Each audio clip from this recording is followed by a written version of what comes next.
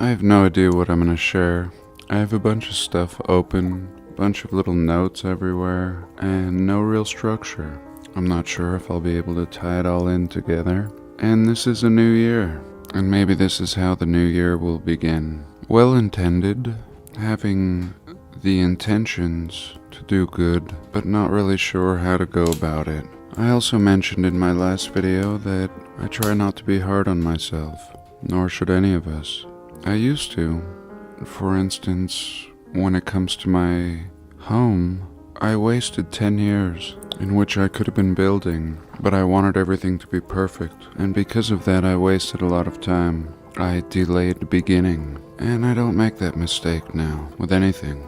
I expect nothing to be perfect, not my work, not myself, but yet I still try.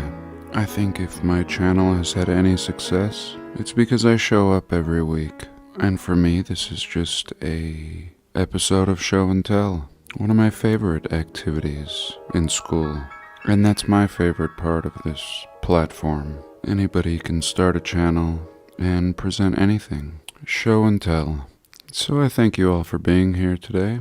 Happy New Year, whatever that may be, and welcome.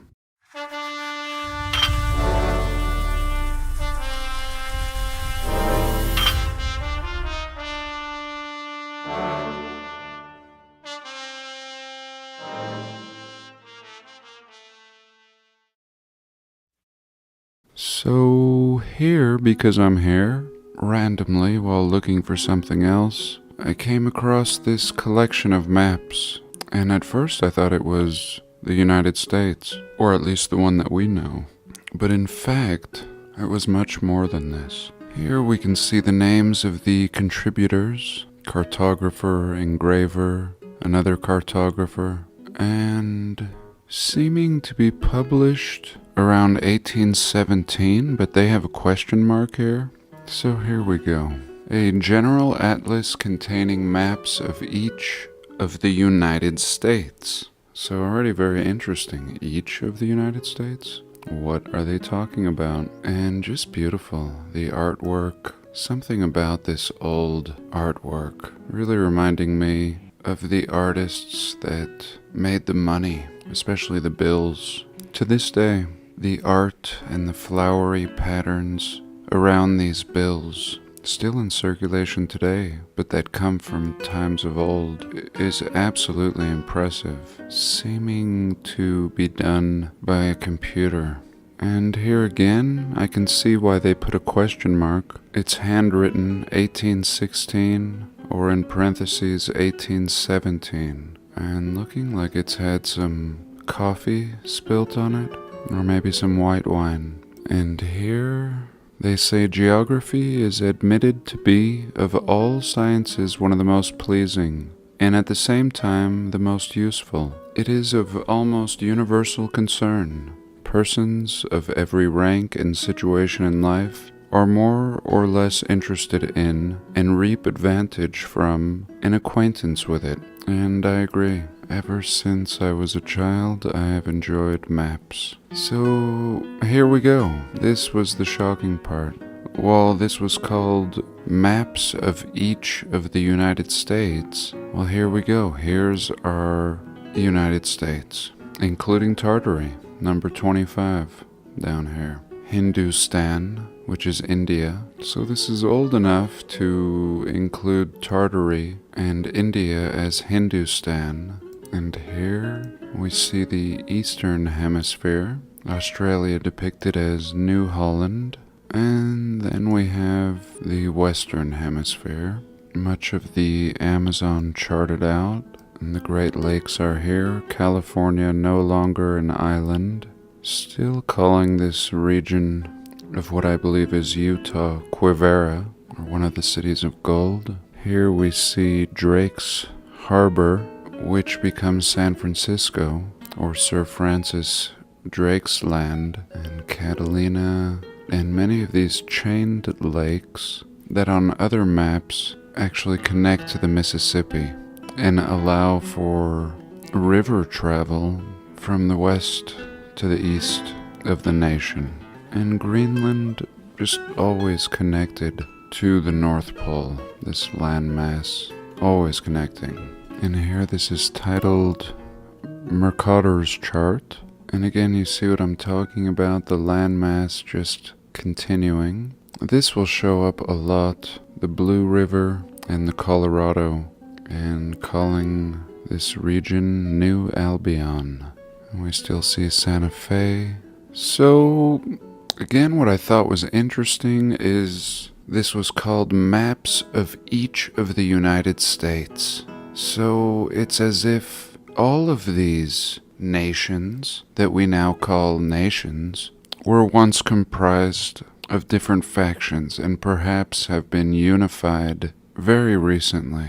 So, for example, calling China the United States of China. And here we go, just unifying all of these regions into one. And how about Tartary? Here we go. And again, the same writing, as if the map makers were also the artists in charge of making the currency on the bills that would be used for at least 100 years. So here they're calling this Chinese Tartary. Here we can see Korea spelled with a C, and Tartary just completely populated. All these dots being cities. Compared to Korea, we just see a couple cities. Much more activity here in Chinese Tartary. And here we see Mongolia. So Chinese and Mongolian Tartary. And up here we have Siberia. And up here we see independent Tartary. Uzbeks down here. Turkmenians up here. The Kyrgyz Lesser Horde, no doubt a nation, a people, the cities along the rivers and near the lakes. And once in my research, I came across something telling me that the capital of Tartaria was called Sellingham. And I've lost that tidbit of research, but I'm always looking for Sellingham on these maps. And here we can see Lake Sellingham, perhaps. Maybe I'm not far. Do let me know if you've come across that. And maybe this video is getting boring. Let's look at something else. This is a collinear antenna, modern, this one. Folded dipole arrays. A directional antenna consisting of 4 collinear Yagi beam antennas. And here we can see a nice diagram of the frequencies. And we can compare this with any building of the old world. Take the Kölner Dom Cathedral in Germany and all the nubs along the surface area of the building serving as the same function. And there was a great experiment recently where someone takes a copper wire and sends it up with his drone about 100 feet and hooks up a voltage meter to this wire, and sure enough is able to gather electricity for free from the ether, from the air. And the higher you go, the greater the voltage. Hence why to this day towers are placed as high as possible. And even in the old world, if it was just for form and not function, they would have never built towers on all these buildings, 100, 200, 300 feet tall, unless it had a purpose. And really a lot of people talk about free energy and when will we have free energy, but I think the truth is we have it now. Again, all this radio, internet, and Wi-Fi is all free energy. It's just not being utilized in a liberating way, liberating for the people. It's being used to just charge and enslave us. These very devices sending wireless energy to and fro, unfortunately, are running programs that are indoctrinating the people and not liberating them. Even myself, I've talked about how I use solar power, and this is just gathering free energy from the sun. Just one example. Nikola Tesla made a instrument that would gather electricity both day and night. And it involved a wrapped copper coil, both above and below the ground, and in the center, one could tap into free energy. He applied for the patent, we are told, and was refused, even though he had working models. And recently, Matt of Quantum of Conscious was talking about the Leaning Tower of Pisa. He made a whole video on it and brought up some good points. And what I wanted to touch on was one of his questions. Why was this particular ruin so important? I mean, everybody knows about this tower in Italy by the time they're in the 6th grade. They really push this baby in school. I mean, as we've seen with all the thousands and thousands of exquisite buildings and towers that we could explore throughout the realm, they really push this Tower of Pisa. And Matt was asking why. And my answer to that is because it's crooked. They want to show us that the old world was stupid and that they built this tower either crooked initially or eventually it began to sink. And I think that's why they push this story of Pisa in the curriculum.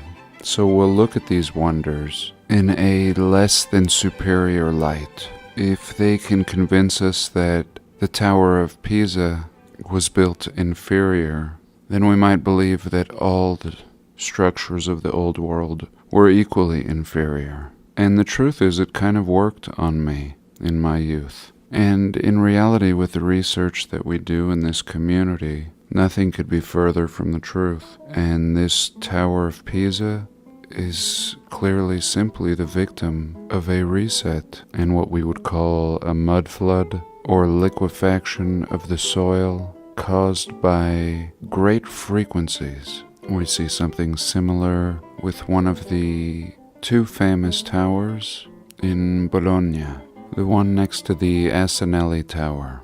And yet this event can be seen in America as well as every part of the realm. And when we begin to do research into America, we find that North America was victim to one of the greatest earthquakes of all time, the New Madrid earthquake. This earthquake was said to have reshaped the landscape overnight, causing the Mississippi to flow backwards, lakes and canyons forming in an instant.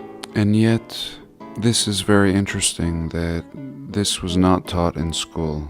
Most people that you talk to have never heard of the New Madrid earthquake, and I think anytime we're dealing with earthquakes and comets of the past, we're dealing with the reset. And next, because I'm under no pressure to make a good video, I'm going to show you what I bought at the antique shop. This is a vintage brass door stopper. As we can see on the side here, I paid $7.50 and thought it resembled some kind of tech. In fact, that was my only purpose. I was looking for either old books or magazines or some kind of tech. And of course, if we found some tech, nobody would recognize it as tech. Just like the different ornaments found in front of the antique fireplaces. And let me just show you a picture of that. This was shared with me via my P.O. box, and I thank you for this. An excellent example of anything but a fireplace. But back to my door stopper, this may have been something similar to what we see in front of the Antiquitech fireplaces. And what a stupid thing to just shove such a beautiful piece of ornamentation on the floor to hold your door open. I could think of a million things that would keep my door open, and none of them have this shape. And I think in the old world they would have just repurposed everything, and after a while people would just start calling things by their new names. And this thing became a door stopper made of pure brass.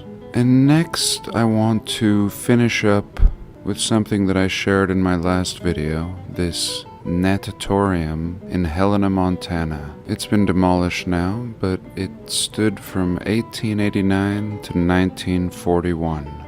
They tell us it was the most important example of Moorish architecture in the Northwest. It housed the largest indoor pool in the world, 300 feet by 100 feet. That is a monster.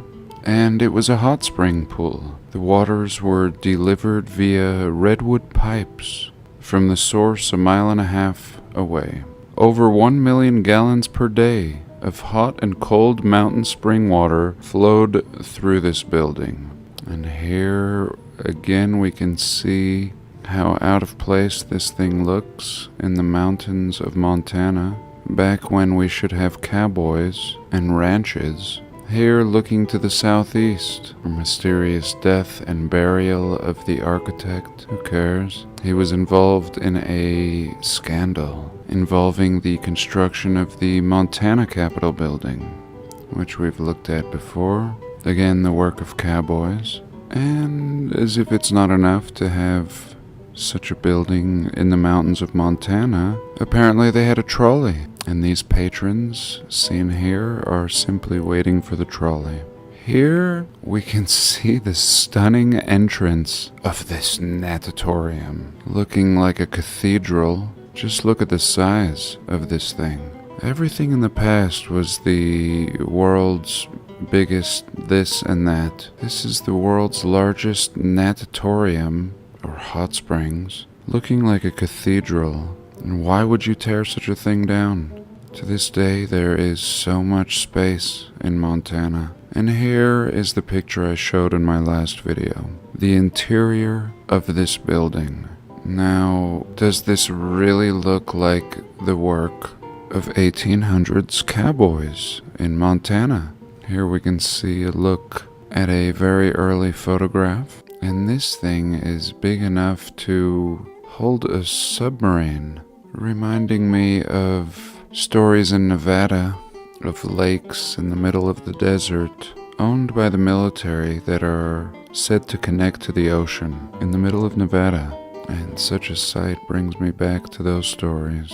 Now, they tell us at one point it was up to 12 feet, but we also see a picture where it appears to have been filled in. And like I said, eventually demolished. Here is the former site, and here a look from above in 1953. And also really reminding me of the Sutro baths in San Francisco that eventually burned down, we are told. And I don't think this had anything to do with bathing. This also really reminds me of the Salt Palace, or the Saltaire in Salt Lake City. Again, we saw the entryway of this building looking like a cathedral, but also reminding me of some kind of a circus tent, but a permanent one, both with the Saltaire and this natatorium in Helena, Montana. And I think the cheap, disposable circus tent was somewhat modeled after these types of buildings. And unfortunately, they would call these types of buildings temporary and tear them down. Again, the water, we're told this is the largest pool in North America, and really lending to the idea that the water played a part in this machine. For what device, I don't know. For what purpose, I don't know. Perhaps just pumping water around in the circuit board. And last, I just wanted to show this Royal Palace of Cambodia real quick. This is the building that we've all enjoyed viewing so much that seems to be still active. And I don't know if it's possible, but I just wanted to see if we could get some clues as to what's going on with this building. For the most part, I've only seen that video, and it clearly seems to be putting off or gathering electrical energy from the atmosphere. And there were some kind of tethers coming off of the antenna. Looks like we see something here, but maybe it's been edited. The Royal Palace of Cambodia is a complex of buildings which serves as the royal residence of the King of Cambodia. The Cambodian monarchs have occupied it since it was built in the 1860s. Even in Cambodia, just these ridiculous narratives that such a thing would be built in the Cambodian 1860s. The palace was constructed between 1866 and 1870. 4 years. Here a look in 1885, and this bastion has now been removed, and we see the tech that we recognize in the background. And here again, the royal palace, just spires everywhere. And I think we can see these tethers on this one. There we go, looking like some chains, as we've often seen on old world buildings. And I would really love to get a second video. And here the Moonlight Pavilion, just a smaller building, but again we can see the tech on top. And there we go. Is this a mercury-filled ball? Here's some other random pieces of tech in the courtyard. They tell us they are royal stupas. And let's have a little look at these close up. Unbelievable. And once again, tech. And as we were looking at before with these collinear antennas, the same thing going on, except not as cheap as this garbage, but performing the same function. All this surface area having purpose, as well as some of the most beautiful design ever. And what about this light? How is it getting its power? We see a bulb up here, but no wires. And look at this thing. Unbelievable. We would be told this is all religious. And as always, what do I know? Maybe it is. Let me know your thoughts. But for today, I think that's it. I thank you so much for joining me. Do have a blessed day and year. Make sure to join me next week. Check out my coffee and other goods. And of course, I love you all.